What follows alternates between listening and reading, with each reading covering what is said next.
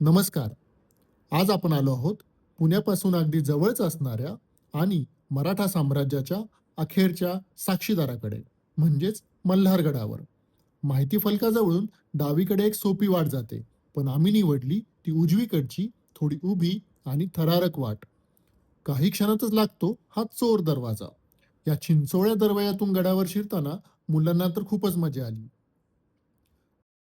दरवाजा पार केल्यावर गडाचा विस्तीर्ण परिसर लागतो. इथे पाण्याची प्राचीन बारव आणि खंडेराया व महादेवाची सुंदर मंदिरे आहेत.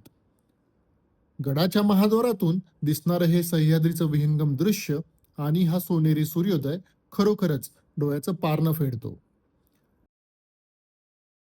कडक उन्हाळ्यातही या जुन्या वास्तू आणि गडाचं रांगडं सौंदर्य मनाला भिडतं.